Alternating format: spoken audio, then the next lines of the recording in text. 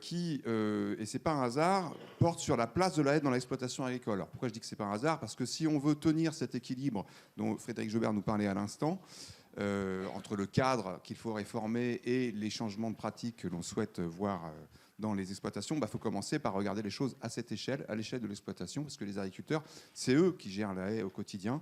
Et donc, il faut commencer par regarder les choses en chaussant, si je puis dire, leurs lunettes à eux. Alors, pour cette première table ronde, j'appelle tout de suite, il y en a qui ont déjà pris place, on va se répartir en fait entre cette tribune derrière moi et cette table ici. J'appelle tout de suite Léo Magnien, qui va faire l'exposé introductif. Et puis ensuite, les participants de la table ronde, Agnès Kerbrat, qui est déjà en place, Benoît Alain, qui est là également, Olivier Devèvre, Fabien Liagre, Philippe Bru, Laurent Bleuze et Nathan Peset. Alors, vous pouvez rester ici si vous voulez, puisque vous êtes aussi sur les endroits dédiés à la table ronde. Mais par contre, soyez pas timides, remplissez quand même, vous êtes 8 en tout, je crois, donc remplissez quand même la tribune ici. Léo Magnien est déjà en place au pupitre. Merci beaucoup. Donc Léo Magnien, il va nous entretenir. Pardon, j'ai perdu mes notes à ce sujet. Mais il va en fait poser la problématique, finalement, quelle est la place de la haie pour ce qu'on en sait du point de vue scientifique dans les exploitations, qu'est-ce qu'on peut en attendre, qu'est-ce qu'un exploitant aussi peut en attendre et qu'est-ce que la société peut en attendre. Donc vous êtes sociologue au CNRS, je vous laisse la parole. Bonjour à toutes, bonjour à tous. J'ai pour mission de faire une sorte d'apéritif pour lancer la table ronde ensuite. Exactement. Donc une mise en perspective, quelle est la place de la haie dans l'exploitation agricole aujourd'hui? On peut dire qu'elle est marginale au sens topographique et au sens économique. Et pour ça, on peut prendre un autre jeu de mots, parce que j'aime bien ça, faire l'économie des haies historiquement, c'est-à-dire montrer comment elles sont dans l'économie des exploitations et comment elles en sortent au sens de faire l'économie pour se passer de... Alors on va commencer avec une citation. Oh, c'est coupé, c'est pas grave. Le bocage, on peut le définir comme une forme d'exploitation économique autrefois rationnelle de l'exploitation de la terre. On peut le définir comme une forme économique aujourd'hui fossile. À votre avis, c'est à peu près quand, quelle année? Vous pouvez chercher chez vous derrière votre écran ou dans la salle une année. Si c'est très récent, c'est 1934, donc 90 ans. Donc on voit que ça ne tient pas uniquement au remembrement des années 60 et à leur pic, même si évidemment ça a considérablement accéléré les choses. Et donc pourquoi... Bon, c'est dommage, ça va être toutes mes slides comme ça. J'avais vérifié avant pourtant, ça doit être l'écran. Pas grave. Et oui, ça s'est décalé en l'envoyant en changeant de format. C'est pas grave. Ce qui a disparu, en fait, c'est les fonctions de la haie dans l'exploitation agricole.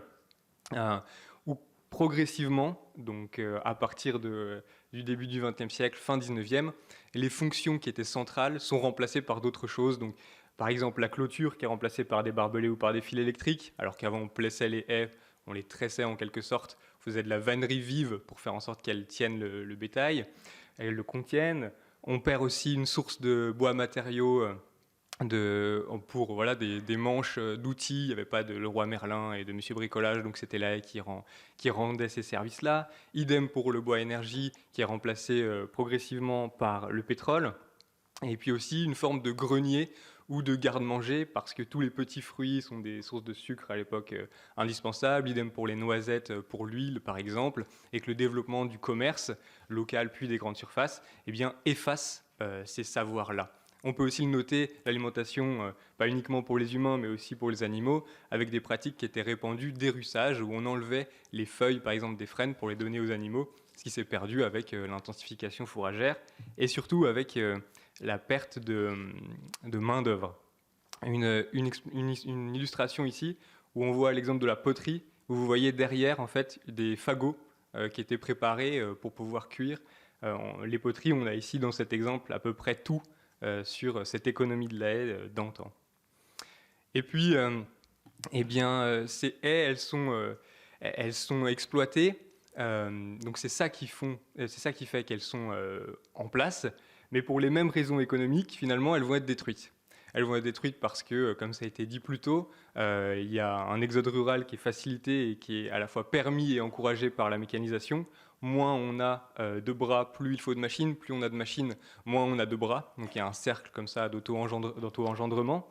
Et donc finalement, les haies qui étaient là pour des raisons économiques sont supprimées pour d'autres raisons économiques dans un autre contexte socio-historique. Et aujourd'hui, si la question de l'entretien revient beaucoup, on l'a vu et on va le voir toute la journée, c'est parce que finalement, ça reste le plus petit dénominateur commun, le plus petit rapport à la haie qui reste, c'est-à-dire il faut la tailler pour pas qu'elle empiète trop sur le champ, pour la restreindre. Elle n'est plus là pour contenir le bétail, mais elle est plutôt là pour être contenue elle-même, pour pas empiéter sur la route ou sur le champ. Ce qui fait qu'avec les outils contemporains, ça peut donner ce qu'on voit là ici en Auvergne, où là, de plus près, donc on passe les pareuses ou un lamier, et puis on essaye de tenir propre, entre guillemets. Et face à cela, les politiques agro-environnementales, rapidement, elles ont eu deux tentatives. La première tentative, c'est dès la fin des années 80, de dire, bon, on voit très bien que la modernisation agricole ne peut pas tout faire, et il y a des choses qui ne sont pas payées par le marché. Donc ce qu'on va faire, c'est qu'on va essayer de valoriser par l'argent public des choses qui ne sont pas payées par le marché, et on fait des aides qui sont facultatives, des agriculteurs s'engagent, disent voilà, je vais entretenir ma haie de telle manière, ou je les garde, et donc je peux percevoir des paiements. Sauf que, étant donné que c'est facultatif, ça concerne peu d'agriculteurs, et les fonds qui sont consacrés à ce type d'action sont réduits par rapport à des fonds qui ne sont pas conditionnés environnementalement parlant. Et donc il y a une autre stratégie qui est beaucoup plus récente et qui est en fait 9 ans dans la politique agricole commune, qui consiste à essayer de protéger les haies, en tout cas encadrer fortement leur destruction et les soumettre à conditions. Et sauf que là aussi, cette contrainte, finalement, on voit qu'elle ne fonctionne pas très bien. Hein, ça a été dit par Catherine Dementière, et c'est bien retranscrit par le rapport où il y a peu de contrôle. Et il y avait aussi une habitude de dire, tiens, si je vais faire quelque chose pour l'environnement en tant qu'agriculteur, je vais avoir un paiement additionnel par rapport à ce que je pourrais faire sans ces engagements supplémentaires.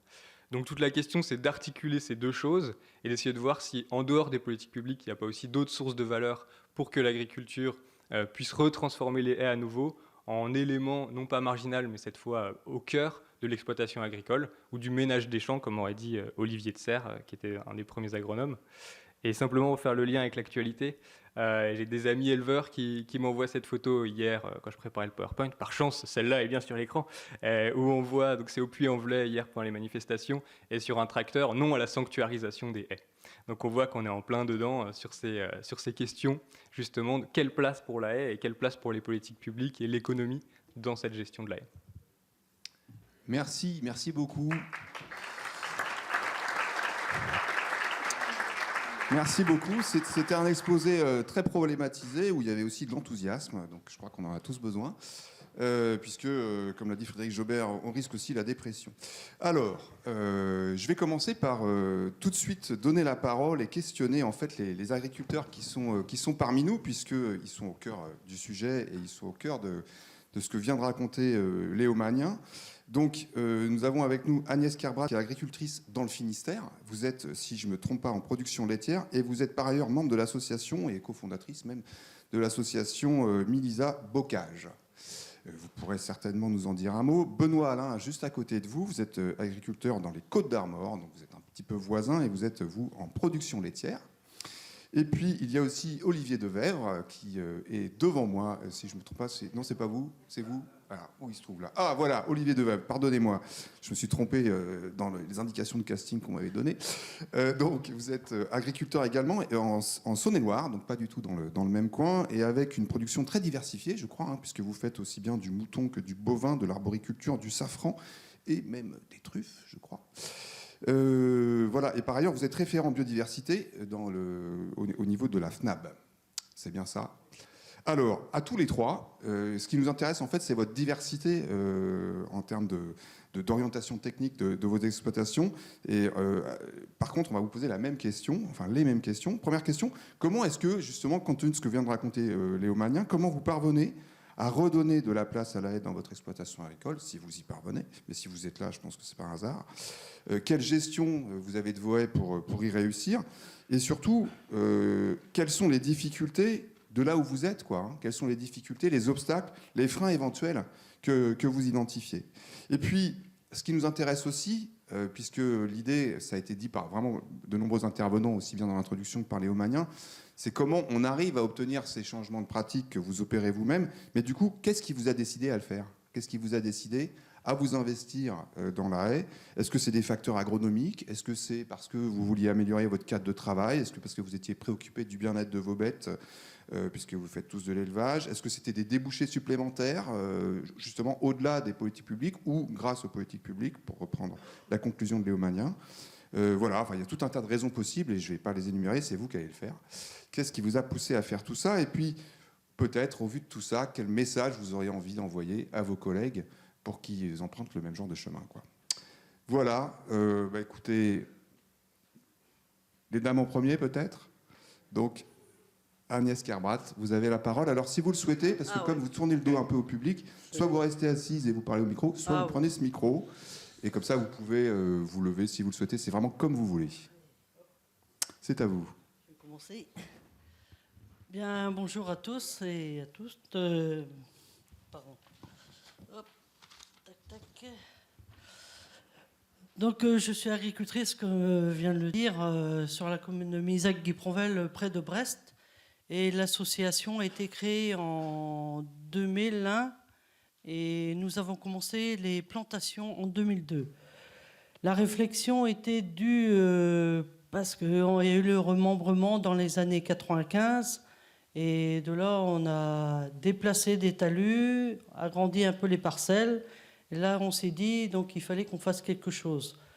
Donc, comme la société, vous voyez de mauvais œil le fait qu'on ait agrandi un peu les champs, parce que avant, les parcelles étaient de 4-5 hectares. Là, on est arrivé à un maximum entre 6. Et entre-temps, bon, certes, j'y peux rien. Certains agriculteurs ont agrandi un peu plus leurs parcelles. Mais c'est vrai que dans notre secteur, on a eu une bonne réflexion, parce que tous les agriculteurs ont cautionné pour faire des plantations sur leur exploitation. Donc ça a mis du temps. On a commencé la première année en 2002, comme je viens de vous le dire. Et ensuite, ça a cheminé à plusieurs années. Et on a construit des talus, fait des plantations. Et on a fait 24 km sur la commune. En mettant 10 ans en gros, quoi. Et ensuite, on a associé aussi les citoyens qui avaient besoin aussi de faire des plantations chez eux.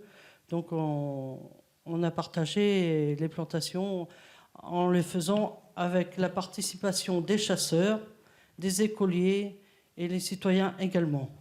Donc on n'est pas resté que agricole, on a fait participer toute la société autour de nous.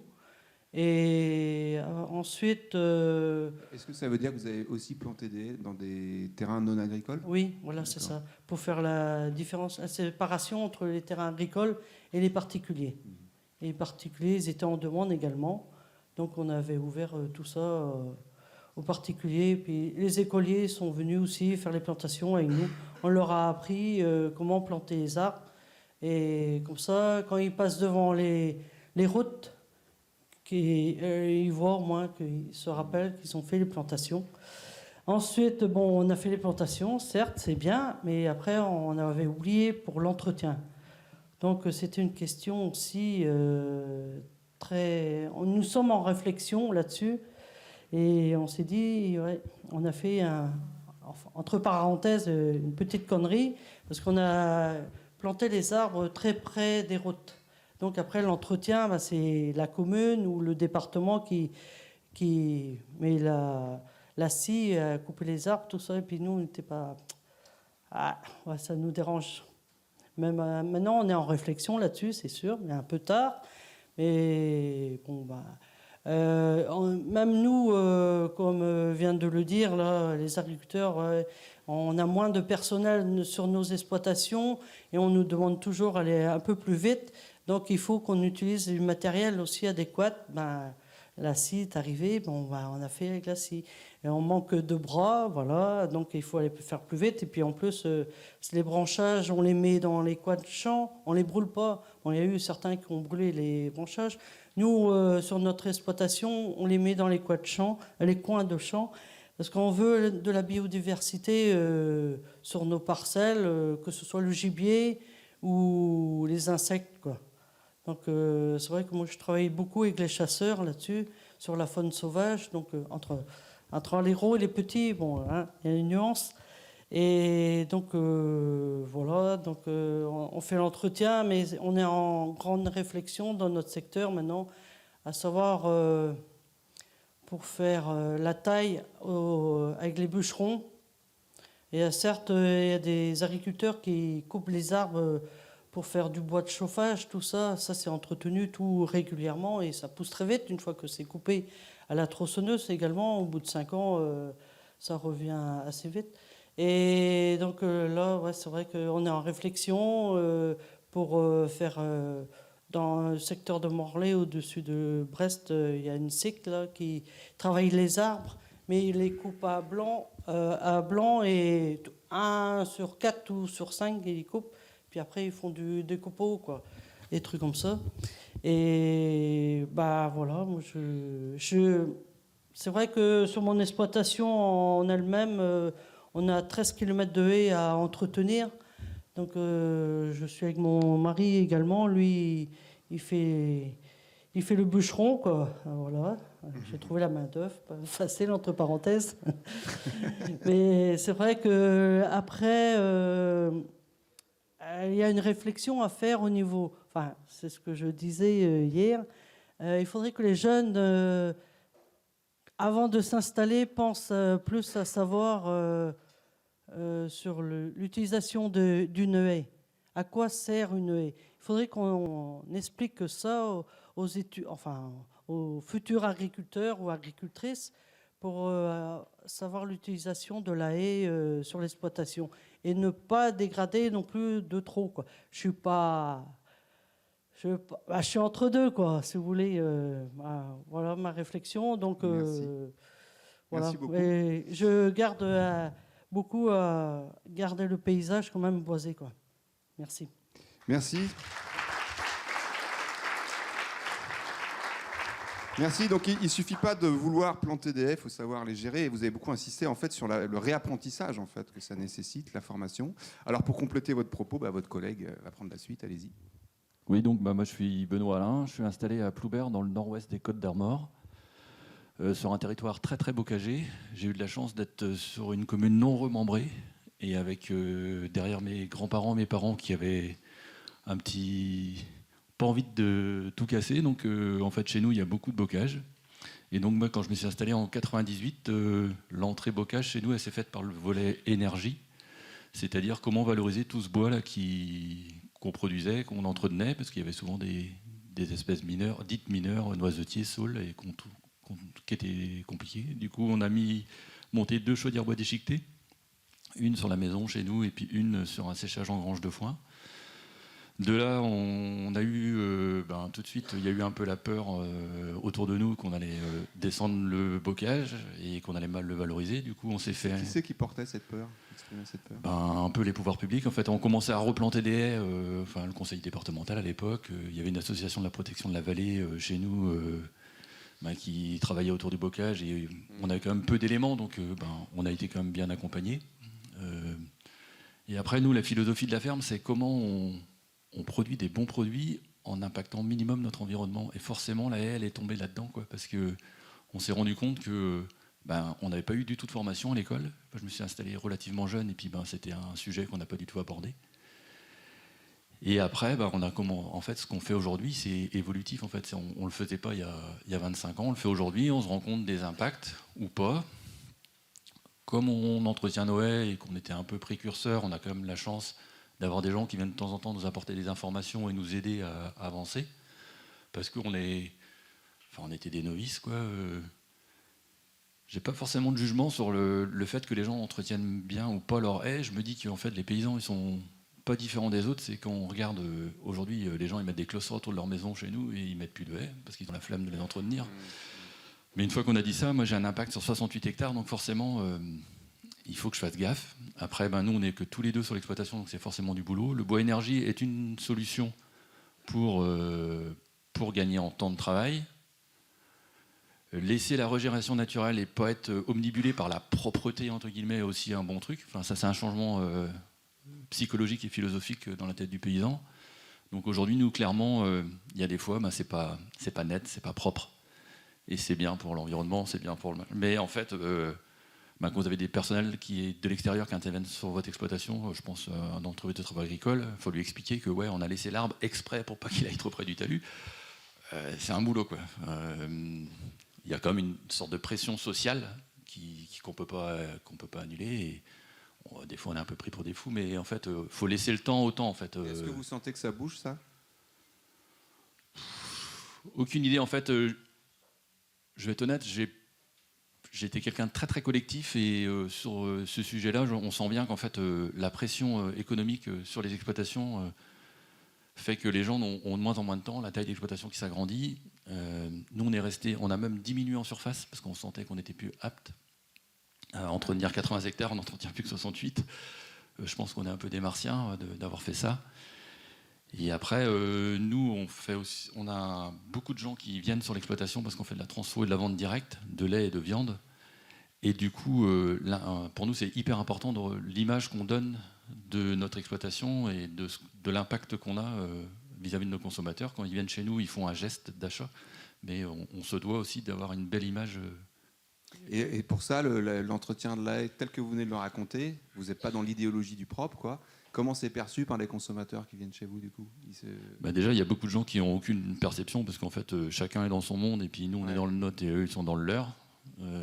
Ils arrivent, ils prennent leurs produits, et puis ils remettent dans le coffre et partent. Il y a des gens qui s'intéressent, et heureusement. Après, je pense que j'imagine qu'aujourd'hui, ce qui manque, c'est une réelle prise de conscience sur l'impact de la haie, la place qu'on peut lui la donner, et le temps que ça va prendre. On parlait tout à l'heure de 50 000 km de plantation d'ici 2030. On peut en planter 100 000. Si c'est planté n'importe comment, ça ne changera rien, en fait. On peut mettre des... Alors que nous, il y a des choses qui sont existantes. On a droit à 7 € de l'hectare pour les entretenir. Gloups. Chez nous, le coût du label haie ne couvre même pas... Enfin, les 7 € de l'hectare ne couvrent même pas le coût du label haie. Oui, enfin... Et en fait... Il faut, pour moi, changer l'aider pour une orientation des aides. Oui. Le problème de la PAC, c'est qu'elle est aujourd'hui toujours jugée sur l'historique. Malheureusement, nous, on était avec beaucoup de prairies quand l'historique a été fait, donc on a des DPB très faibles qu'on vient compenser par des MAE tous les 5 ans qu'on n'est même pas sûr d'avoir, qui ne sont même pas toujours financés. Et après, on nous dit vous aurez droit à 7 €, mais en fait, le coût de labellisation, je ne dis pas que le coût de labellisation est cher, je dis juste que les 7 € ne sont pas assez. Ok. Mais une fois que ça s'est dit, ça n'empêche pas que ça fait partie intégrante de... Et aujourd'hui, en fait, la ferme, c'est un grand terrain de jeu. Et si je ne m'amuse pas quand je vais au boulot, je ne peux plus faire ce boulot-là parce qu'en fait, ça prend beaucoup de temps. Et dans la haie, en fait, je pense que j'ai mis mon doigt dans un engrenage parce qu'en fait, en départ, je suis arrivé juste sur l'énergie. C'est le volet. En fait, il faut trouver une phase d'entrée, en fait. Le paysage. Je suis fan de paysage. La mécanique, parce qu'en fait j'aime bien le matériel, j'ai un séchage en grange parce que j'aime bien aussi le matos. Ça fait partie de mon métier. Je ne suis pas un féru de 3G, de connexion ultra connectée, mais j'aime bien avoir voilà, ça fait partie de... Et du coup, la haie, c'est aussi un point d'entrée pour ça, en fait. On peut rentrer, par la haie, on peut rentrer dans tout ça. Et ça me fait rencontrer des gens que j'aurais jamais rencontrés. J'ai rencontré la fédération de chasseurs chez nous. Les chasseurs, je rigole parce qu'ils disent oh, ben non, je suis au centre de la commune. Ben non, ici il y a du gibier. Oui, les gars, il n'y a plus des perreuses, il n'y a plus de machin. Enfin, faites le chemin. Et puis hop, ça permet d'engager des. Après, j'ai pas de leçons ni à donner. Par contre, je trouve que en fait, il y a une histoire qui s'écrit là et qui peut s'écrire. Et ce que je trouve dommage, c'est qu'en fait, tout à l'heure, je vais sur l'arrachage des haies. Aujourd'hui, enfin moi, quand je me balade, je me promène quand même un peu. Honnêtement. À part chez quelques gars qui ont vraiment été, qui n'ont pas bougé parce qu'ils sont que locataires et qu'on n'a pas arraché. Enfin, il n'y a plus même en Bretagne beaucoup de coins où les parcelles sont plus assez grandes, quoi. Et à un moment donné, il y avait une étude faite par la FNQMA dans les années 2000 où on disait que la taille moyenne de la parcelle dans le Finistère devait être de 4 hectares, dans les Côtes-d'Armor de 6 hectares, en Ille-et-Vilaine de 10. Aujourd'hui, à part chez nous sur la commune, des parcelles de 4, à part moi, il n'y a plus que ça, quoi. Donc, il y a des choses à faire. Et après, vous voyez, c'est pareil, on avait tout nous mis en clôture fixe parce qu'on fait un système très pâturant. Et en fait, pour laisser de la place à l'air, on est passé en clôture mobile. Vous voyez, ça, par exemple, c'est toute notre poche. On a mis plus de 5 000 € de clôture. modification. En fait, vous rentrez dans aucune case. Aucune case ne vous paye. Pour ça. Vous mettez un robot de traite, vous avez droit à une aide Et toute la au difficulté travail. quand même, hein, c'est ça, c'est d'avoir un cadre de politique publique qui puisse être adapté à toutes les situations locales. Ouais, et puis il faut arrêter de stigmatiser, de se dire ouais, si on interdit de déplacer les aides, ça. Aujourd'hui, allez, à la marge, on peut avoir un petit endroit où il y a des haies à déplacer, mais globalement aujourd'hui, enfin, faudrait être de mauvaise foi de dire qu'on peut encore en déplacer, quoi. Vous voyez. Et le dernier point où moi je suis, Le dernier, parce qu'il y a un Ouais, troisième témoignage. il y a un endroit où c'est qu'en fait la haie, on est souvent limitrophe, c'est-à-dire que moi j'entretiens de mon côté, j'essaye de faire gaffe, mais de l'autre côté en fait, nous on a une haie au bord de la départementale, ça fait 20 ans qu'on essaye d'avoir des arbres, ça fait 20 ans que tous les ans ils me les broient. Et vous voyez, on est pareil, on est limitrophe d'une départementale, on est limitrophe d'une ligne Ça fait SNCF. 2 fois que ça arrive ce sujet, je pense que. Et en fait, pour que ça marche, il faut que en fait, si on veut que l'histoire des arrachages là, très bien, on la met aux agriculteurs, mais on la met à tout le monde. On dit tout le monde à la tout prochaine le monde. fois, on invite la direction des routes. Mais bien sûr. Et en fait, nous, on a la BCA 8. De notre côté, eux, ils ne l'ont pas. Il y a un moment donné, si on veut que ça fonctionne, il faut que tout le monde... Et donc, en fait, Oui, la haie, elle a 2 côtés. il y a 3 réglementations qui encadrent la haie. On en fait une, mais une vraie, et qui encadre tout le monde. Ok, merci beaucoup. Je pense que votre appel sera entendu. Comme vous voulez. Sinon, vous voulez que je vous passe le micro ou c'est comme vous voulez, hein. Ça fonctionne. Ça fonctionne, oui. Vous pouvez y aller, mais c'est comme vous C'est voulez. bon. Allez-y, donc on vous écoute. On change donc de région. On passe en Saône-et-Loire. Je crois que je vais partager pas mal de constats avec le précédent interlocuteur. Présentation. Moi, pour reprendre, je suis, comme vous le disiez, en agriculture biologique en Saône-et-Loire, dans le Clunisois, sur une ferme assez diversifiée. Je cultive, j'ai 70 hectares, dont 26 hectares de grandes cultures, 38 hectares de prairies permanentes et pelouses calcaires, et 6 hectares en arboriculture. Donc arboriculture truffière et fruitière. Donc je suis, la particularité, contrairement à vous, j'ai mon parcellaire qui est très... moi, je n'ai pas repris de ferme, je me suis installé en 2003, directement en agriculture biologique, avec la ferme intention de travailler avec le vivant, et c'est obligatoire en agriculture biologique. Donc j'ai repris des parcelles familiales, mais qui avaient été louées à d'autres agriculteurs, subi la pression d'une agriculture intensive à grand renfort d'intrants. Mon parcellaire est réparti sur 5 communes. J'ai des distances quelquefois de l'ordre de, oui, entre différents parcellaires de 10 km. Donc avec la chance d'avoir aussi des terroirs très différents, puisque je suis en plaine alluviale pour les prairies de fauche. J'ai des coteaux pour mes animaux. Donc je fais de l'élevage extensif de bovins Highland que j'élève en plein air intégral. Donc j'ai besoin de parcelles pour les laisser en hiver à l'extérieur. Et donc on en reparlera tout à l'heure. C'est important. La haie elle devient très importante dans ce cas-là.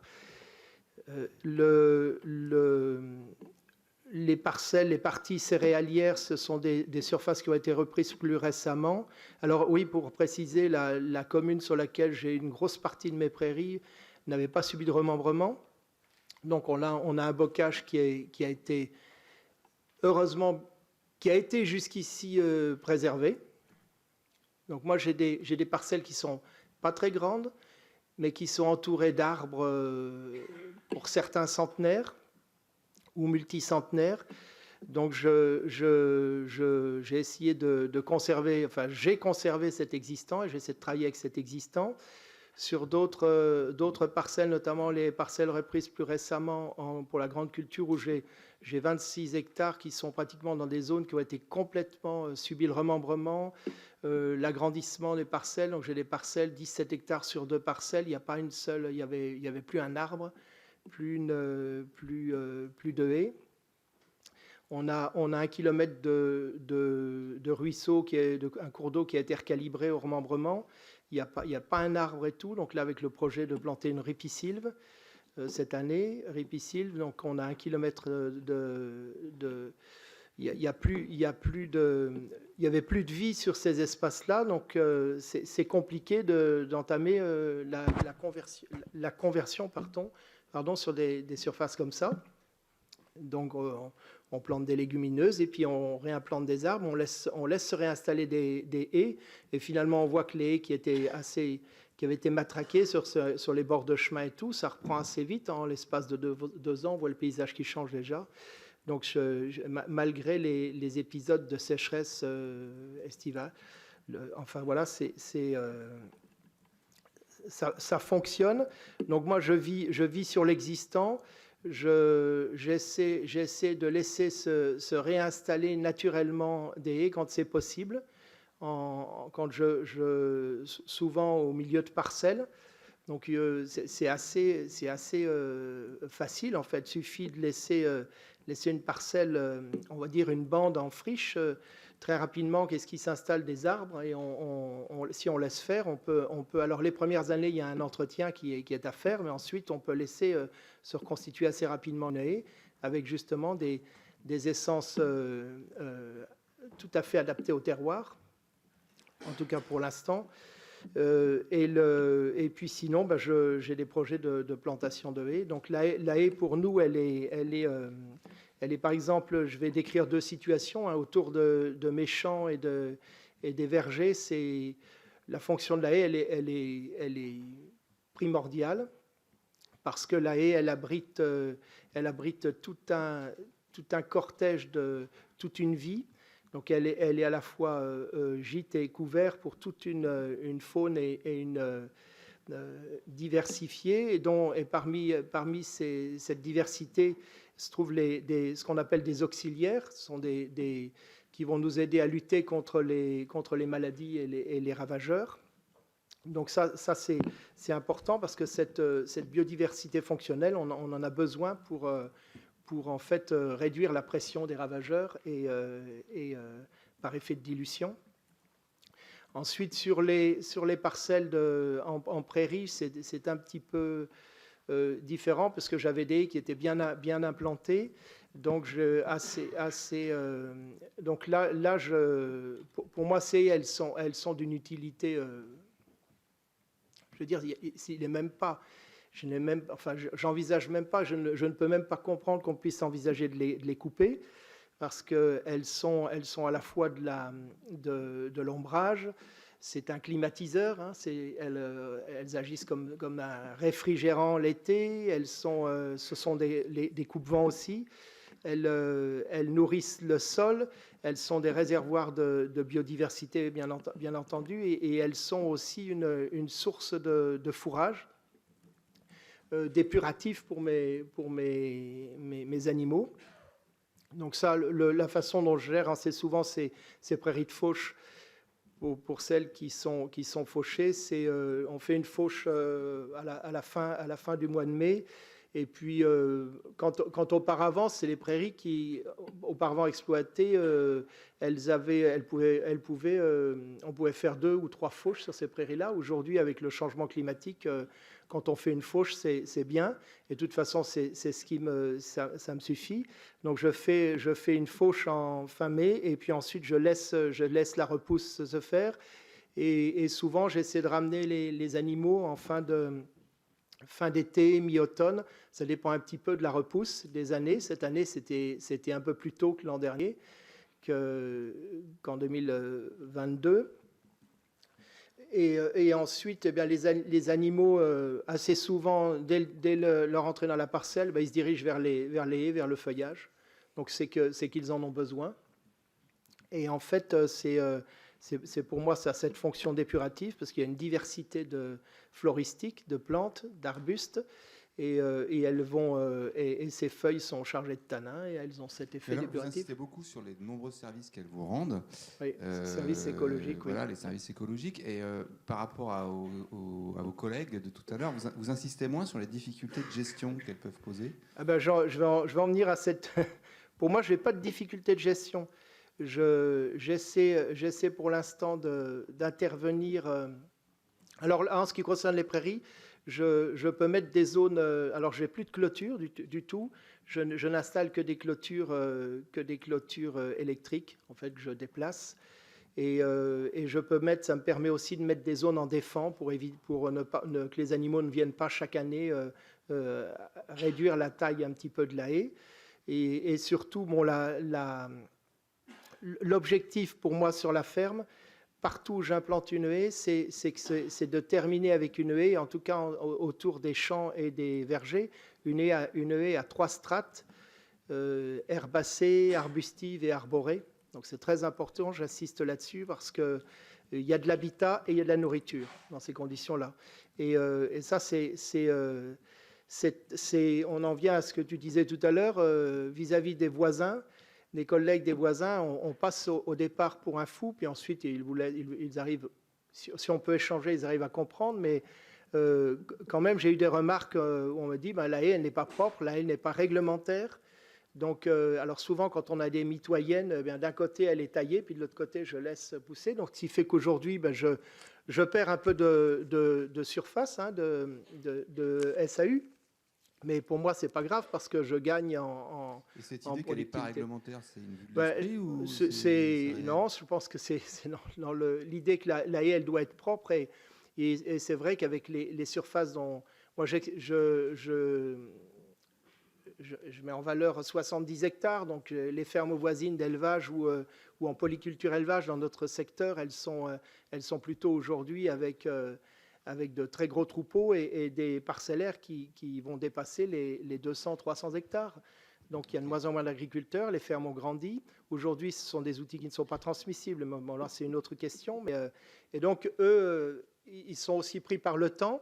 Donc finalement, l'arbre les dérange parce que c'est beaucoup plus facile de passer. Alors c'est cette fichue épareuse que l'on voit partout et dont nous sommes proche du Charolais, proche du Brionnais, un territoire de bocage, mais où l'arbre petit à petit disparaît parce qu'on a plutôt des linéaires de haies calibrés 80-80, taillés à l'épareuse. Et moi, j'ai quand même des voisins qui... alors, une anecdote, c'était l'an dernier. Rapidement, essayez de vous presser. L'an dernier, j'ai un voisin qui avait ses animaux dans la parcelle voisine de la mienne. Moi, j'ai ramené mes animaux dans cette prairie. J'ai dû leur amener de l'eau parce qu'il n'y avait plus d'eau à disposition, mais je ne les ai pas nourris, je n'ai rien à rapporter jusqu'avant de les enlever mi-décembre. Et lui, elles étaient parties un mois plus tôt, il les a fourragées, et fin août, il était avec les pareuses pour tailler les quelques branches qui redépassaient de la clôture qu'il a posée sur sa limite. Et en fait, j'espérais que l'exemple puisse lui servir de leçon parce que en fait, les pelouses étaient grillées et moi, sous des arbres qui sont des fois 2 fois centenaires, on voit que l'herbe, elle tend à griller l'été, mais la zone verte, elle est sous les arbres. C'est vert sous les arbres. Donc les arbres, ils ont vraiment cette fonction de... Donc en principe, c'est probant, mais pourtant...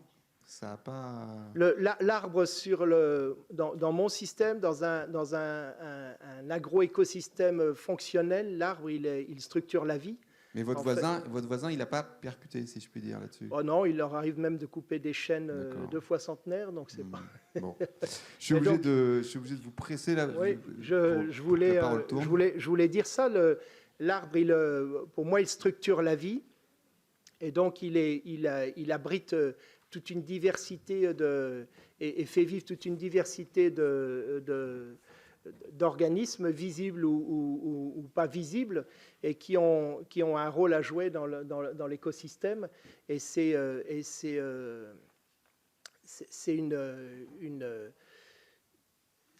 un point important pour revenir sur des interventions que je peux voir et que l'on subit aujourd'hui avec tristesse et sans pouvoir rien faire. C'est sur des linéaires qui sont en bordure de route, justement, route départementale, où j'ai des chênes qui sont plus de 2 fois centenaires, des arbres énormes et tout, et ils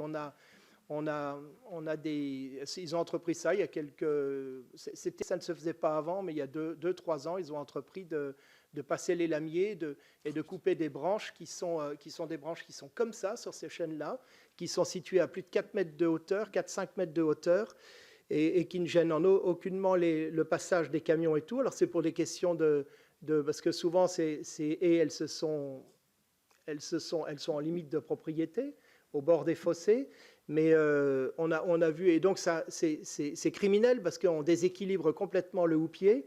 Et ce qui fait qu'avec les tempêtes que l'on a de plus en plus fréquemment, les vents qui fragilisent les arbres, et on a des arbres. Alors on en vient à l'entretien. Pour moi, l'entretien, il reste sur la ferme assez ménagé, que ce soit dans l'espace et dans le temps. Et bon, je suis seul sur la ferme, donc j'interviens le moins possible. Je vise plutôt la fonction première de mes haies, elle est écologique. Et je ne recherche pas la rémunération directe par vente de biomasse, mais plutôt à stocker de la biomasse pour des questions de biodiversité, de stockage du carbone, d'économie, de lutte contre l'érosion. Et puis pour des raisons agronomiques, comme vous l'avez expliqué aussi. Pour ce que vous disiez auparavant sur les questions d'inondation et tout, on a eu une période là très inondée. Je suis vraiment oublié de vous demander de conclure. Et on draine mieux l'eau. Et donc ces arbres, cette intervention, pour moi, la biomasse, elle se résume plutôt à intervenir sur des arbres qui sont en fin de vie ou des chablis liés aux intempéries. Et puis, on a un peu de taille. Et le peu de bois que l'on récupère, c'est plutôt pour notre chauffage, pour l'instant, pour notre chauffage.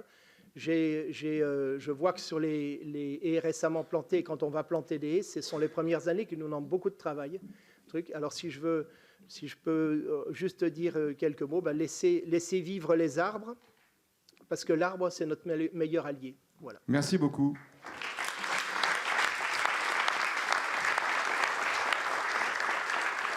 Alors, après ces 3 témoignages vraiment de terrain, on était dans l'exploitation. Je me tourne vers Fabien Liagre. Vous êtes membre de la SCOP Agrof, ou Agrouf, je ne sais pas comment on prononce ça. Agrouf. Et donc, en fait, vous participez à un projet de recherche CASDAR Respect. Et donc, en complément de ces informations très concrètes, ces témoignages qui viennent de être donnés, vous allez nous apporter un peu un éclairage complémentaire sur l'influence climatique de la haie sur la parcelle, son influence sur les rendements, sur la marge brute, enfin voilà, d'autres raisons ou des raisons qui font écho à ce qui a été dit, de bien gérer la haie. On vous écoute. Vous avez 5 minutes, 6 minutes max.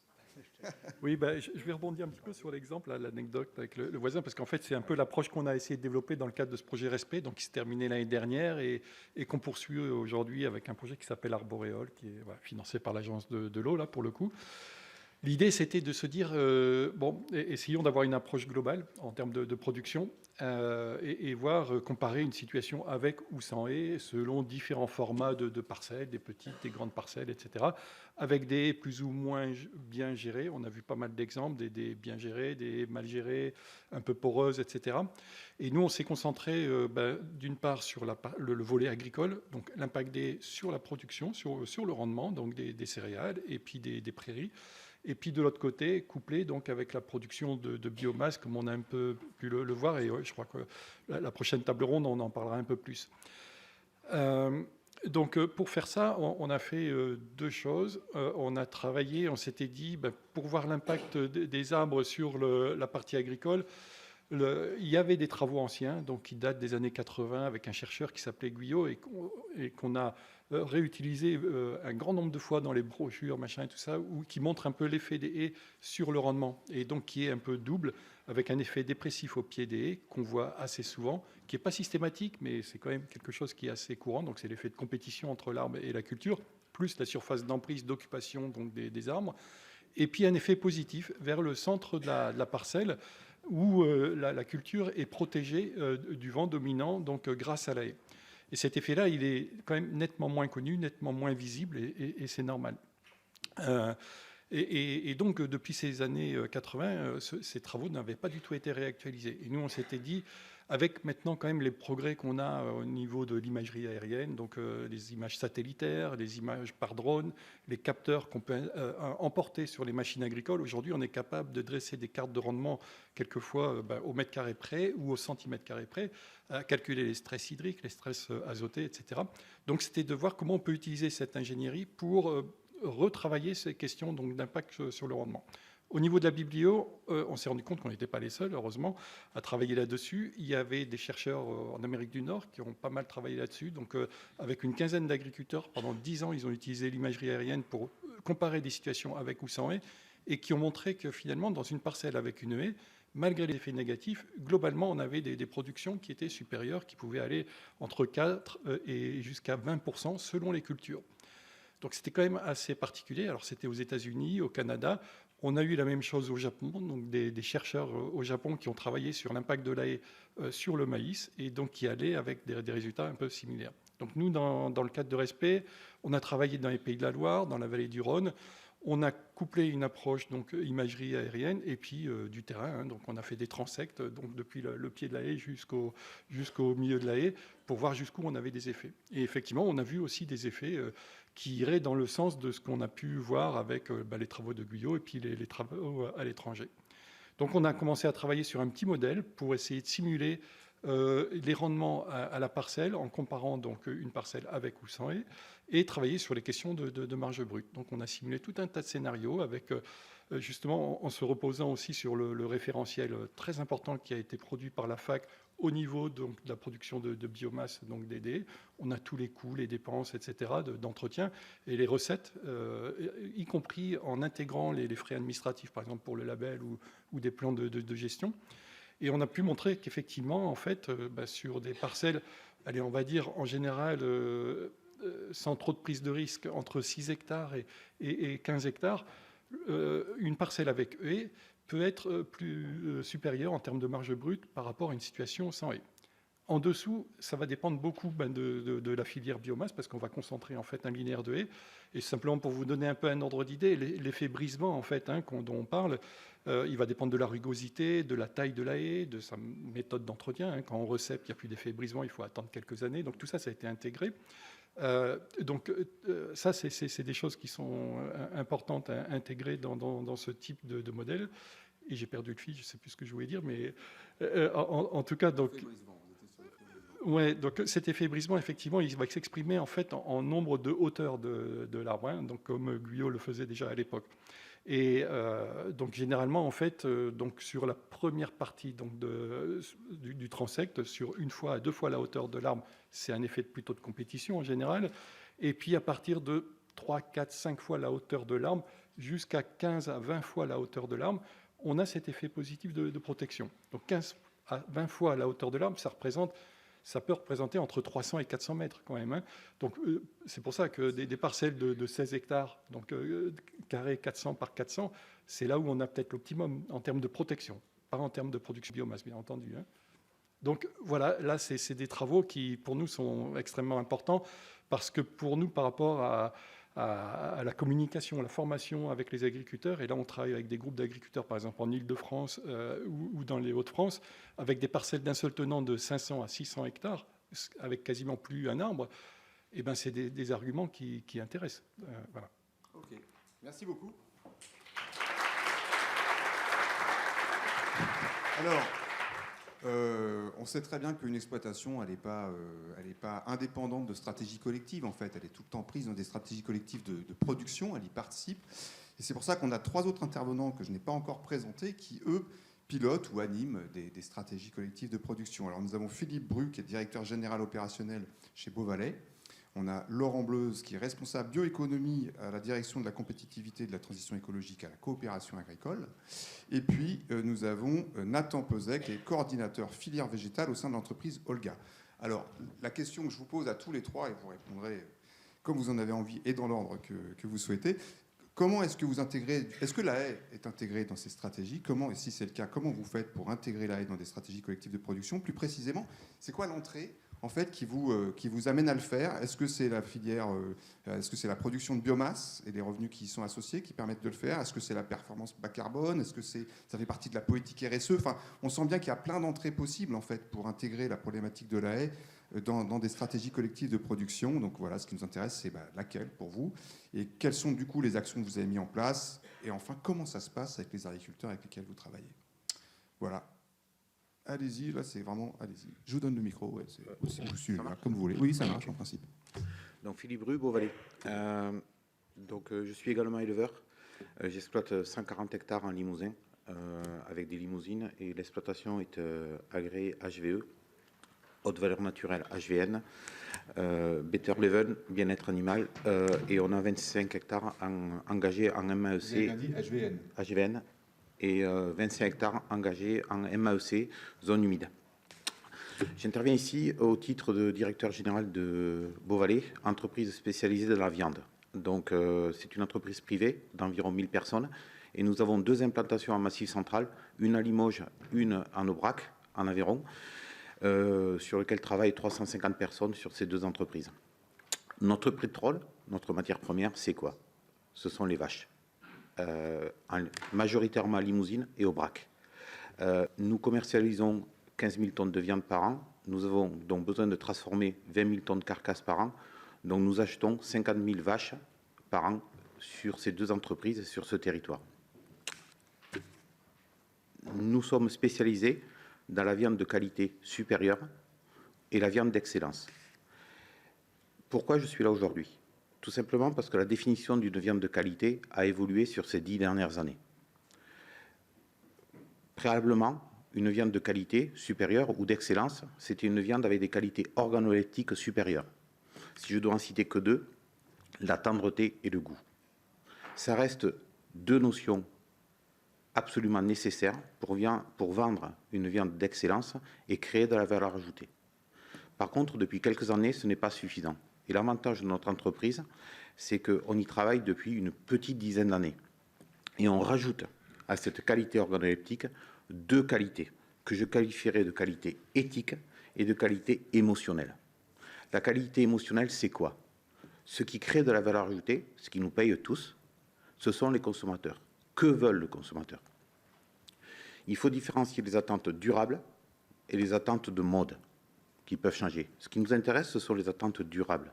On considère comme une attente durable la volonté du consommateur de manger une viande qui est issue d'un élevage respectueux de l'environnement, respectueux du bien-être animal et qui correspond à l'imaginaire collectif d'une entreprise agricole, d'une ferme, bocagère, élevage, avec une majorité de production d'herbes et menée de façon traditionnelle. Donc cette qualité éthique et cette qualité émotionnelle, c'est bien d'en parler, c'est bien d'y avoir travaillé il y a 7 ou 8 ans, mais il fallait la garantir. Pour être capable, y compris de marquer ça, sur les barquettes d'unités de vente consommateurs, mais également dans les boucheries artisanales, etc. etc. Et là, on s'est aperçu qu'il n'y avait pas grand-chose, il y a 7 ou 8 ans. Et donc, on s'est rapproché de l'entreprise associative Solagro à Toulouse, qui regroupe 30 à 40 ingénieurs et qui est reconnue par le ministère de l'Agriculture et le ministère européen. Et on a dit, qu'est-ce qu'on peut faire? Et là, il existe depuis 1970 une démarche en France qui est la haute valeur naturelle. Donc, ça nous a semblé intéressant et on a mené sur notre propre fonds une centaine d'audits. Et on a comparé cette démarche à d'autres démarches. Et pour l'élevage, ça nous a semblé être la démarche la plus qualifiante en termes de respect de l'environnement, bien-être animal et pour toute la partie émotionnelle que je vous ai citée. Donc, nous en sommes aujourd'hui à plus de 800 éleveurs partenaires qualifiés haute valeur naturelle sur le territoire du Limousin et de l'Aubrac, ce qui représente plus de 100 000 hectares engagés. Donc, pourquoi avoir fait ça? Tout simplement parce que, encore une fois, la viande, c'est notre pétrole. Et si on veut continuer de vendre de la viande de qualité, si on veut continuer de faire vivre ces territoires et d'avoir nos entreprises implantées sur ces territoires, l'avenir de l'élevage est primordial. Et on constate une grosse baisse de cet élevage. Donc, haute valeur naturelle. Encore une fois, ce n'est pas nous qui qualifions les élevages, c'est délégué. Voilà, on propose les élevages. Et maintenant, qu'on y travaille depuis 7 ou 8 ans, ce n'est pas nous qui allons voir les éleveurs pour essayer de les qualifier. C'est eux qui viennent nous voir. Est-ce que je pourrais être qualifié? Je vais vous expliquer pourquoi. En fait, haute valeur naturelle repose sur 3 principes fondamentaux. L'extensivité des pratiques, la diversité des assolements et la maintenance des infrastructures agroécologiques. Si les haies interviennent sur ce dernier point, mais pas que, et ont un rôle majeur à jouer sur cette qualité éthique, c'est-à-dire environnementale, bien-être animal, et sur la qualité émotionnelle. On constate sur les 40 dernières années 70% de recul des surfaces haute valeur naturelle en France. Et nous, on veut préserver cette agriculture et ce pétrole, et qui sera le devenir de notre entreprise. Donc, comment maintenir et développer et retrouver et restaurer ces infrastructures agro-environnementales. Pour moi, il faut agir pour maintenir les haies, les bosquets, les prairies humides. Il faut agir sur 3 leviers qui sont, je pense, pas suffisamment développés, notamment ici. Le premier, il passera prioritairement, pour moi, par une valorisation des produits qui sont issus des fermes qui sont engagées dans ces démarches agro-environnementales et notamment le maintien des haies. Un élevage qualifié, haute valeur naturelle ou haute démarche analogue, qui sera engagé dans le maintien des haies. On doit pouvoir promouvoir la production de destination, le lait ou la vache ou la viande de ces élevages pour créer de la valeur ajoutée et qu'une partie de cette valeur ajoutée revienne aux éleveurs. Beauvalet n'est pas là pour vous demander de l'argent, non, pas du tout. On est là pour vous dire, il faut peut-être penser au niveau public et au niveau collectivité à comment communiquer plus et faire plus connaître ces démarches spécifiques à l'élevage, telles que haute valeur naturelle ou autres. C'est des démarches beaucoup plus restrictives que la démarche HVE, qui est plus adaptée à des modes de culture plus intensifs. Donc, une entreprise agricole, une exploitation agricole ira vers le maintien des infrastructures agro-environnementales et ira de façon pérenne s'il trouve de la valeur ajoutée. Et une façon d'amener la valeur ajoutée, c'est bien de créer de la valeur ajoutée sur les produits de destination de la ferme, le lait, la viande ou autre. Et donc pour ça, il suffit juste de nous aider à communiquer sur ces labels auprès des consommateurs et de nos clients. Ça, c'est la première étape. La deuxième étape, c'est la valorisation des haies par de la biomasse, etc. Je ne suis pas spécialiste de ça, mais effectivement, ça pourrait être également un complément de revenus. Et le troisième levier, ce sont les aides publiques qui ont été évoquées, directement liées à l'implantation de haies, à leur préservation et, je dirais, à leur valorisation. J'ai entendu parler de 7 € de l'hectare sur une ferme de 100 hectares, qui est déjà une bonne ferme. Ça fait 700 €. Quand vous êtes chef d'entreprise, que vous gérez des dizaines ou des centaines de milliers d'euros de chiffre d'affaires, est-ce que vous pensez réellement que vous êtes capable d'orienter une politique d'exploitation avec 700 €, surtout que ça génère des surcoûts? Donc peut-être qu'à ce niveau-là aussi, il faut revoir, non pas demander plus d'aide, mais peut-être réorienter un peu les aides sur le maintien et le développement de ces infrastructures agroécologiques. Donc ces 3 leviers forts qui sont nous aider à communiquer pour mieux valoriser les produits d'une exploitation qui maintient les infrastructures agro-environnementales et notamment haute valeur naturelle, la valorisation propre de la lait, dont je ne suis pas un spécialiste, mais également une réorientation des aides publiques sont pour nous un impératif. Et on y croit vraiment. Et ce que je voulais vous dire, c'est qu'on n'est pas nostalgique du passé. C'est l'avenir. Et l'avenir, c'est quoi? C'est pas tellement l'amont. Non, l'avenir, c'est piloté par les consommateurs. Et les consommateurs sont en attente de ça de façon durable. Donc, surfons sur ça et répondons à cette attente des consommateurs. Merci.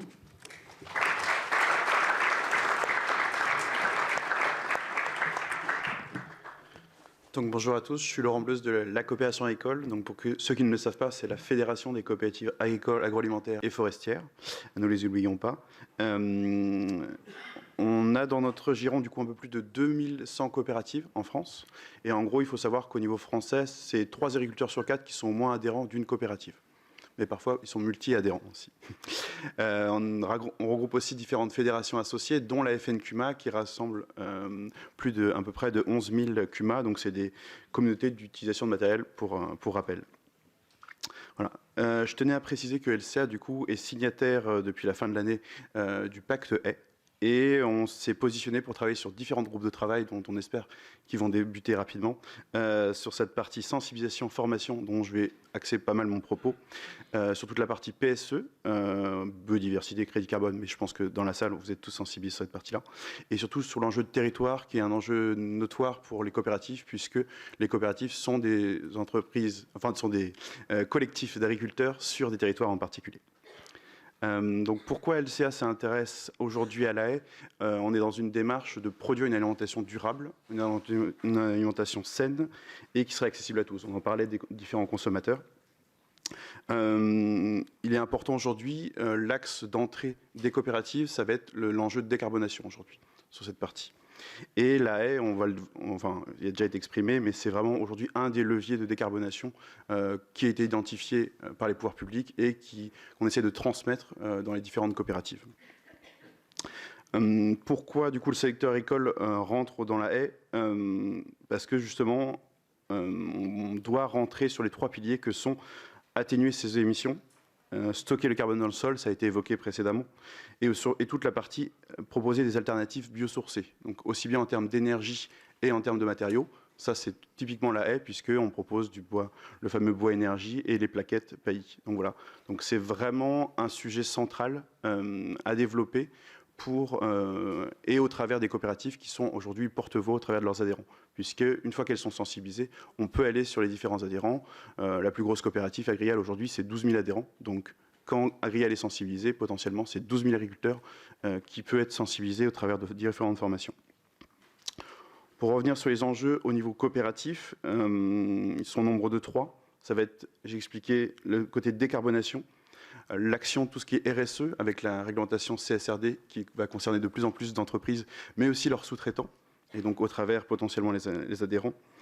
Et la dernière partie, qui est tout l'aspect formation, je le disais, des conseils d'administration en sensibilisation, déjà au sein des coopératives, puis engendrer des programmes de formation des techniciens conseils, qui sont l'intermédiaire entre la coopérative et leurs adhérents, qui sont les agriculteurs, sur cette partie. Donc 3 enjeux, un enjeu de formation. Donc LCA s'est doté d'une vision 2030 avec un objectif de 100% des entreprises coopératives sensibilisées plus largement sur l'enjeu de la décarbonation, mais pourquoi pas sur l'un des différents piliers, dont un des piliers qui est la haie. Un enjeu de décarbonation, comme je vous le disais, au-delà de sensibiliser les entreprises, on veut vraiment les accompagner vers cette transition carbone qui, on le voit aujourd'hui, est nécessaire au travers de tous les objectifs environnementaux qui vont être fixés, on espère aussi rapidement, par le gouvernement. Remettre des objectifs de production d'ENR, c'est vraiment important sur cette partie-là. Mais c'est surtout que les entreprises, que sont les coopératives qui regroupent, comme je l'ai expliqué, des agriculteurs, elles ont un devoir de décarbonation. Et elles ont un devoir de décarbonation dans les différents scopes, donc en gros dans les différents cercles. Et un des cercles est le scope 3 qui représente les agriculteurs, enfin qui représente tout simplement la production de biomasse, et c'est un peu plus de 70% de l'impact carbone. Donc il faut aider les agriculteurs à faire aussi leur transition pour que les coopératives aient cette transition. Donc elles ont ce devoir de formation et d'éclairer les différents agriculteurs. C'est un des canaux, on n'est pas le seul canal de formation, mais c'est un des canaux de formation qu'on se doit d'avoir. Et enfin, on a un enjeu autour de la financement de ces transitions. Donc notamment, on en parlait beaucoup ce matin sur les différentes aides, les différents financements qu'on peut avoir en place.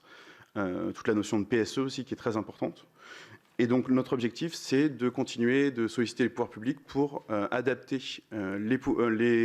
les aides publiques pour financer justement ces transitions. Et comme je le disais, donc nous, la haie est l'un des leviers identifiés. Et notamment, on propose effectivement d'axer sur une augmentation des PSE, puisque ça regroupe en fait sur le levier des haies l'ensemble des différents volets que peut apporter la haie, aussi bien en termes de stockage de carbone, la gestion de l'eau, production de biomasse pour promouvoir des alternatives biosourcées, comme je l'expliquais, aussi bien en termes d'énergie qu'en termes de matériaux. Et enfin, tout le volet qui est très important, c'est le volet fertilisant, avec notamment la notion de paillage grâce aux plaquettes et au bois déchiqueté. Donc en résumé, je voulais vous dire aujourd'hui qu'effectivement, pour qu'un agriculteur aujourd'hui déclenche, on en parlait, de replanter une haie ou de mieux entretenir sa haie, effectivement, il faut déjà qu'il soit sensibilisé. Donc c'est pour ça que je rappelle un des voies de canaux de formation, ça peut être la coopération agricole et surtout les coopératives. Mais encore une fois, il faut que l'ensemble des acteurs de cette chaîne d'information soient convaincus avec des différents éléments sur cette partie-là. Et effectivement, on croit beaucoup avec une valorisation économique, comme expliquait le dernier présentateur, qu'effectivement, les agriculteurs sont avant tout des chefs d'entreprise, donc il faut qu'il y ait aussi une réalité économique, donc des incitations économiques réelles et suffisantes pour qu'on parte sur une notion de plantation, d'entretien et de valorisation, notamment le label haie, je pense qu'on en reparlera dans une table ronde après.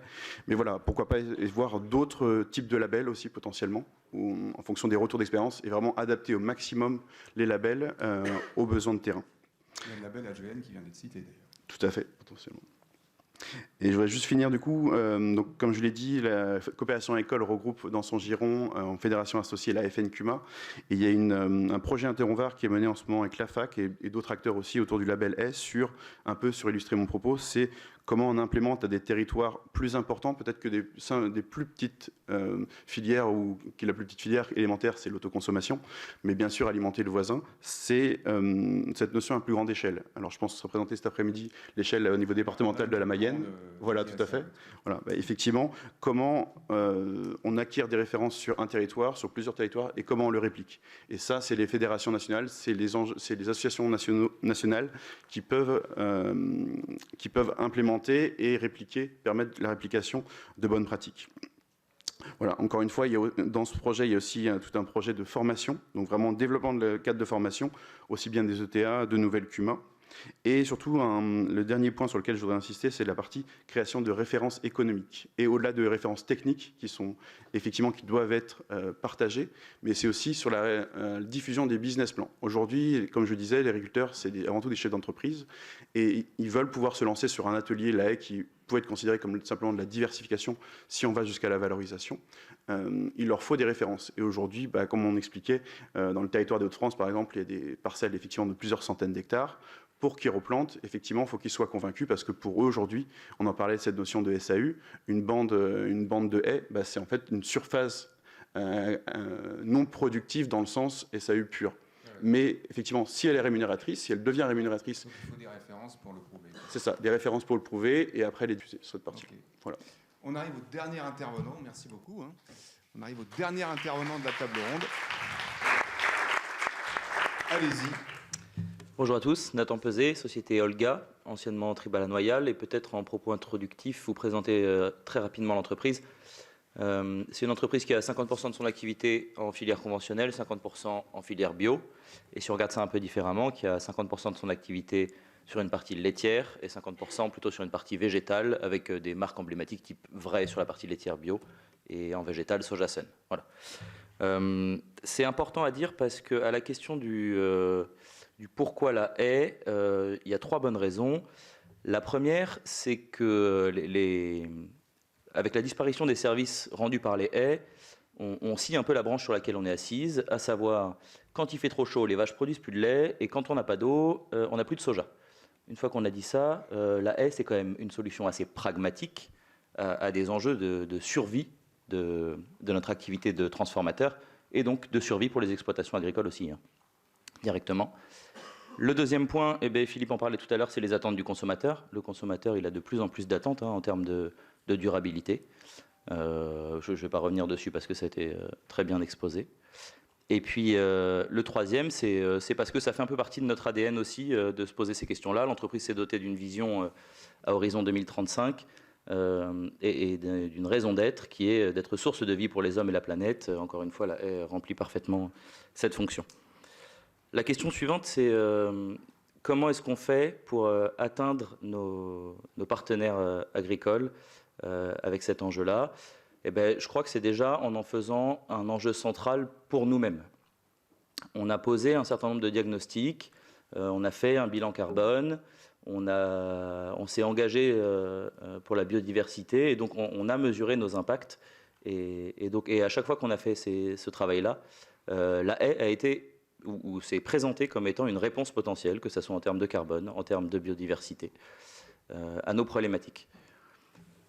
Une fois qu'on a fait ce travail sur nous-mêmes, ça nous permet de retourner vers nos parties prenantes et de leur présenter ce sujet-là en disant « Regardez, nous aussi, on s'implique sur ces questions-là ». Ce qui nous a amené, dès 2019, à rejoindre le Fonds pour l'Arbre, parce qu'on ne l'a pas dit, mais effectivement, Olga est membre du Fonds pour l'Arbre avec d'autres mécènes présents dans la salle aujourd'hui, qui s'engagent durablement, depuis le début, pour la haie.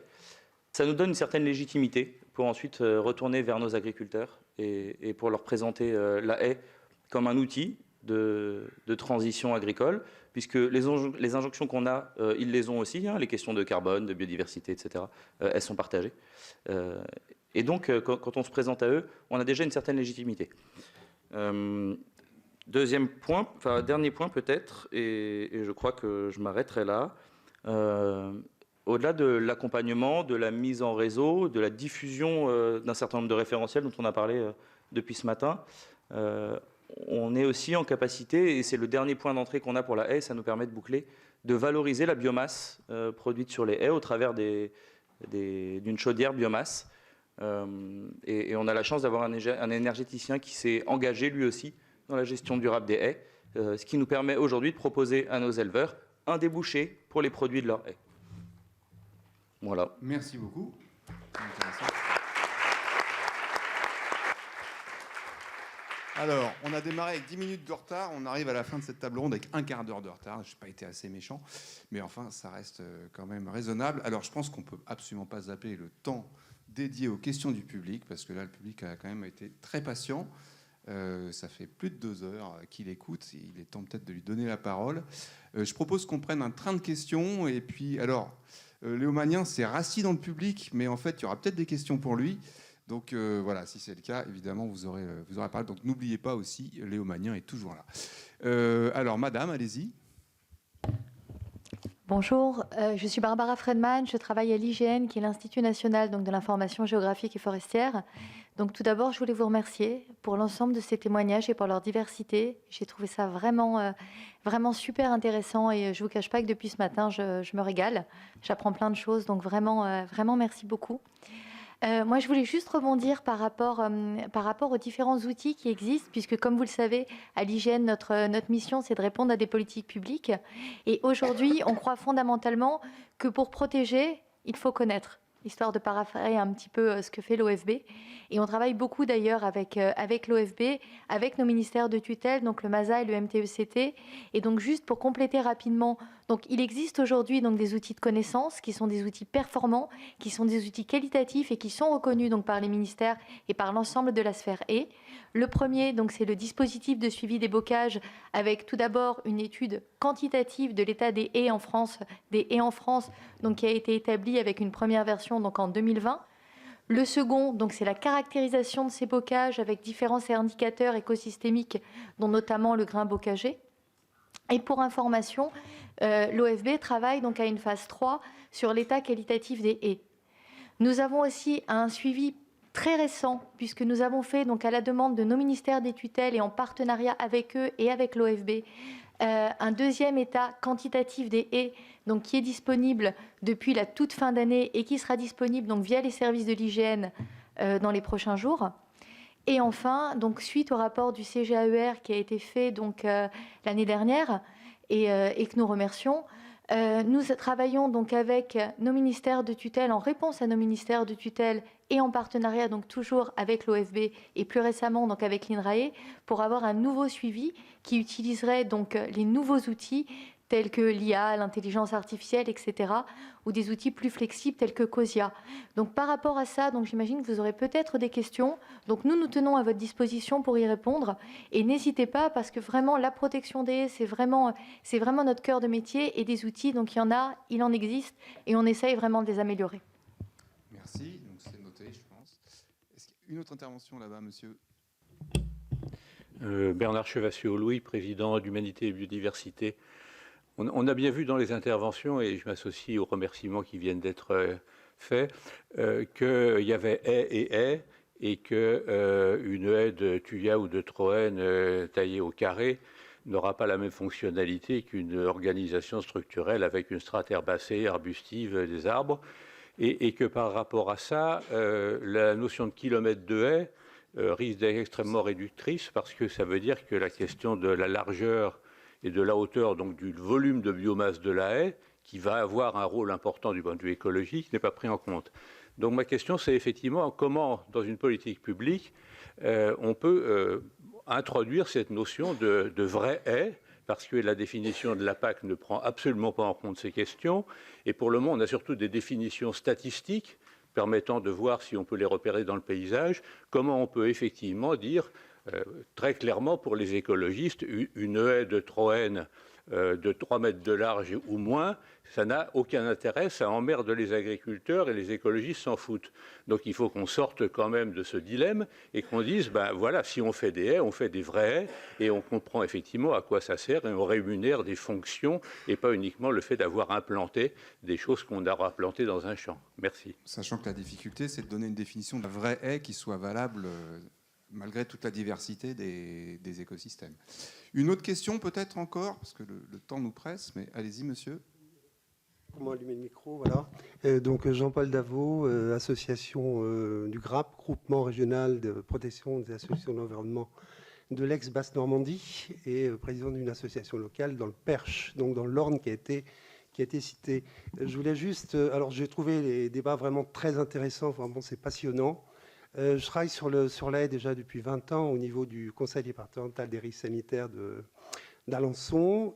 Et je voulais intervenir sur l'aspect juridique de protection des haies, parce qu'on a parlé des PLU, et je crois que, comme dit Madame, connaître, c'est effectivement déjà en partie protégé, hein, question hygiène, mais connaître, c'est difficile. Et ensuite, quand il y a des infractions, elles ne sont pas efficaces. Alors, on a eu 3 temps dans une politique, nous, d'abord une politique répressive, c'est-à-dire qu'on a fait des actions pénales qui ont abouti à des sanctions avec sursis, 500 € pour avoir détruit des kilomètres de haies au Garlon. Ensuite, on s'est dit ça ne marche pas, donc il y a eu destruction de haies dans le Perche, une dizaine d'hectares restructurés, toutes les haies abattues en une nuit, les oiseaux y sont passés, enfin bref. Derrière, on a planté du maïs, donc on a tendance un peu à bossiser le Perche. Et donc on s'est dit, on ne va pas attaquer les agriculteurs, on va aller les voir. On a réussi avec le parc du Perche, puisqu'on est dans le parc national régional du Perche. On a réussi à mettre en place une convention de replantation qui rencontre des difficultés. Il y a eu le Covid, donc un peu de suspension, mais tous les ans, elle est réactivée.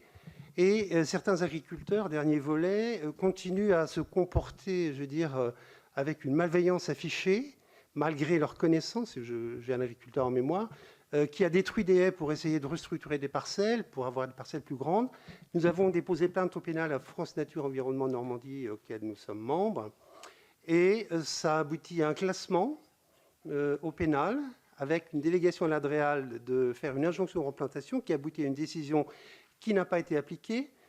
Donc il y a un problème, effectivement, la question, c'est l'efficacité du droit quand on sait qu'on a un droit local avec des PLU, avec des classements qui déjà disent on a des primaires, des secondaires qu'on ne protège pas.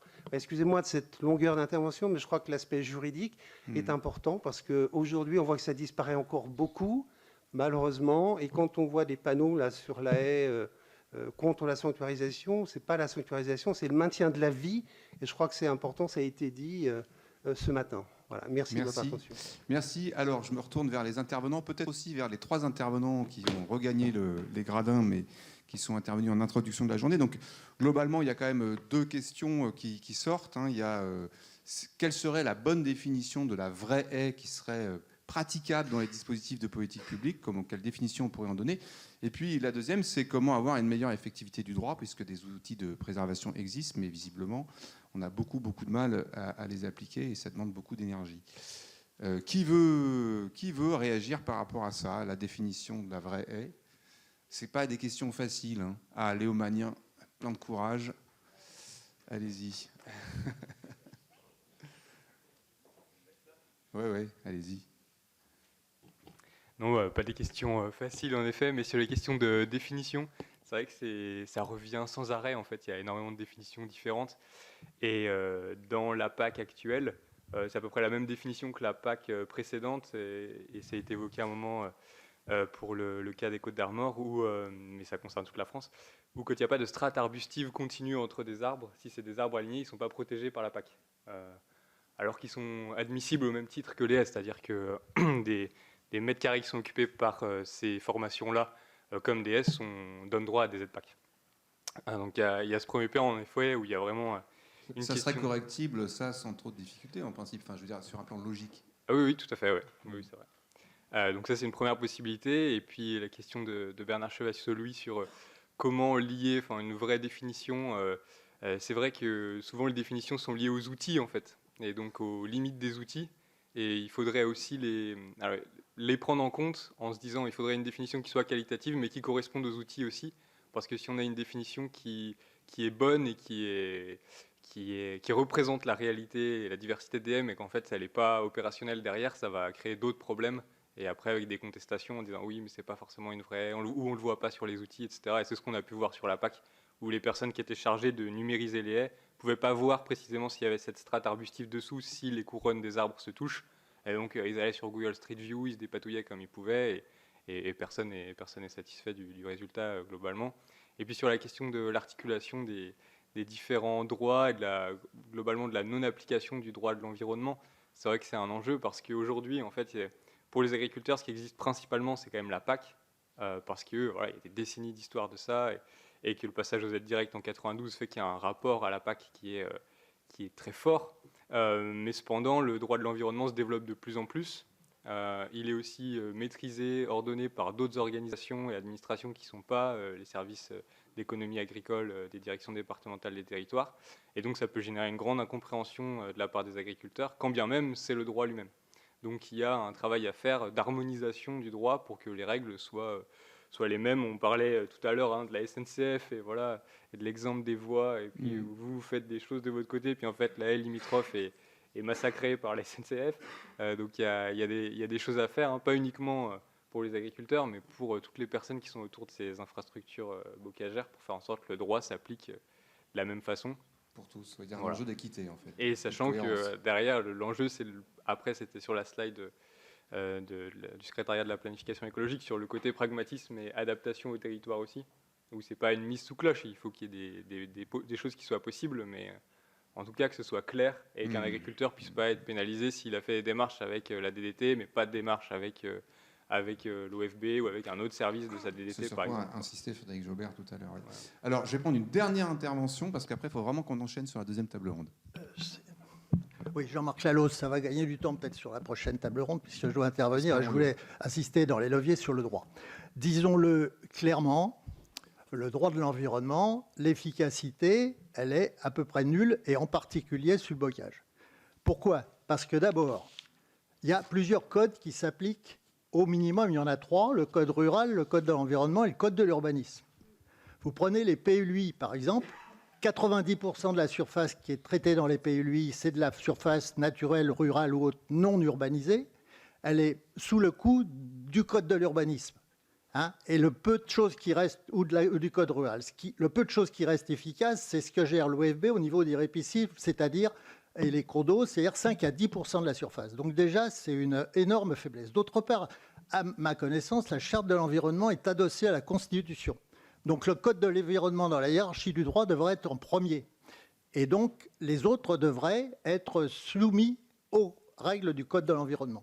Vous prenez un autre exemple, c'est les zones humides. Très rapidement, oui, mais c'est clé parce que c'est un problème. On parle, moi je suis fasciné par les témoignages qui ont été donnés. Quand on est dedans depuis un moment, et au niveau de FNE c'est le cas, parce qu'on a tous passé au niveau local, on y est encore, eh bien bravo à vos témoignages, mais on entend ça depuis 25 ans. La seule nouveauté, c'est qu'on se rend compte qu'au niveau de l'État, c'est au moins arrivé en haut le constat. Mais on en est au constat. Il faut qu'on commence par les bases de l'État de droit, et l'État de droit, quelque part, c'est le droit de l'environnement. Alors, actuellement, il est question de normes, de complications et tout ça. C'est vrai que clairement, il faut simplifier. Et en harmonisant le droit de l'environnement, ça serait quand même une bonne chose. Parce que, par exemple, les zones humides, il y a un bagarre, les PLUI, on prend simplement les plantes qui sont là, mais on ne regarde pas les sols pour les zones humides. Résultat, on vous classe 30% des zones humides comme correctes et à protéger dans le PLUI. Alors qu'il faut protéger l'ensemble, puisque c'est la naissance des rivières et tout. Donc c'est vraiment compliqué, mais je crois qu'il ne faut pas se leurrer. On a un code de l'environnement actuellement, au sens large, qui doit être refondu complètement. Il nous faut un Bonaparte, je n'ai pas dit un Napoléon, mais il nous faut un Bonaparte qui nous fasse un code de l'environnement sur le mode du code civil et tout le reste. Voilà. Merci. Alors, merci beaucoup. Je remercie les membres de cette première table ronde.